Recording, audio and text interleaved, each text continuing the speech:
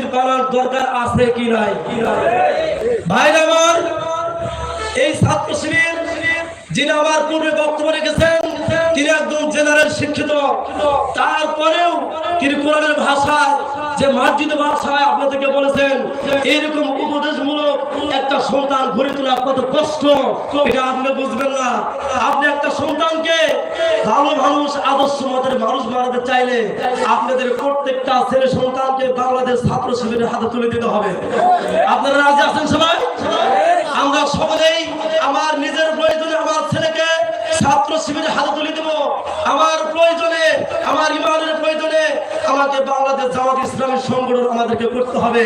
তা না হলে আমি অভিভাবক হয়েও আমি বাঁচতে পারবো না। আমি ওই সন্তানের অভিভাবক হয়ে এক সময় ওই সন্তানের হাতে আমাকে লাঞ্ছিত হতে হবে। আর যদি এই সেরকম ছাত্র শিবিরের সংগঠনের সাথে আমরা কাজ করতে পারি, আমাদের সন্তানদেরকে তুলে দিতে পারি, আমি মনে করি আপনি একজন সুসন্তানের পিতা হিসাবে, গর্বিত পিতা হিসাবে আপনি মানুষের কাছে পরিচয় দিতে পারবেন। এই বলে আমি বাইলাবাড়ি ইউনিয়ন সকল জামাতের সমর্থন যারা কর্মী সকলকে বলবো, আপনারা সকলেই বাংলাদেশ ছাত্র শিবিরের হাতে আপনাদের ছেলেদেরকে তুলে দেন এবং আপনারা যারা মুরব্বী আছেন সকলেই বাংলাদেশ জামাত ইসলামের সাথে ঐক্যবদ্ধভাবে কাজ করে আমরা যেন বাংলার জমিনে দ্বীন ইসলাম কায়েম করতে পারি। এই বলে আমার কথা শেষ করছি। আসসালামু আলাইকুম ওয়া রাহমাতুল্লাহি ওয়া বারাকাতুহু। ধন্যবাদ। হাফেজ এরশাদকে এ পর্যায়ে আপনাদের সামনে সংক্ষিপ্ত আকারে আলোচনা পেশ করবেন ২ নং ওয়ার্ডের সভাপতি মাওলানা রফিকুল ইসলাম।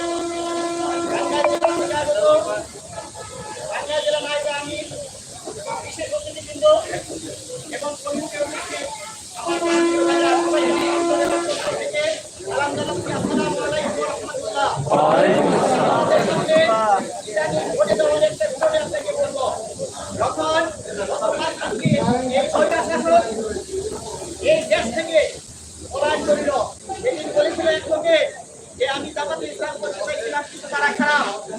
আমি তাকে বলেছিলাম আপনার বাড়িতে মেহমান আসছে, আপনি বাজারে আম কিনতে যাইতেছেন, বাজারে যাওয়ার আগে আপনাকে একটা লোককে আজকের আম কেমন পোকা আছে, আমি আপনি আম কিনা বাদ দিয়ে আপনি আমাদের বাড়িতে দিয়ে আসবেন নাকি?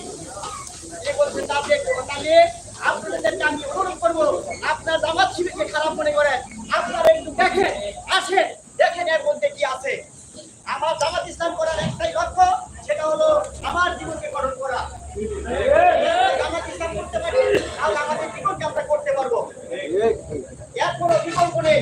এই জন্য আমি আপনাদেরকে আহ্বান করবো, আপনাদের ছেলেদেরকে দিয়ে আপনারা নিজেরা এই সংগঠনের সাথে সংযুক্ত হয়ে আগামী দিনে ইসলামী মূল্যবোধের একটি সরকার আপনাদের উপহার দিতে পারি, এই আহ্বান জানিয়ে আমি আমার সংক্ষিপ্ত বক্তব্য শেষ করছি। আসসালামু আলাইকুম ওয়া রাহমাতুল্লাহি ওয়া বারাকাতুহু।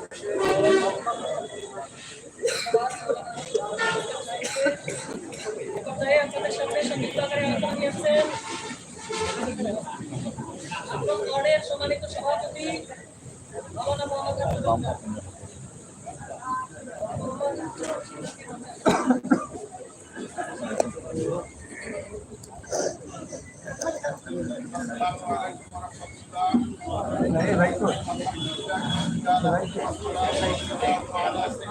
জামাত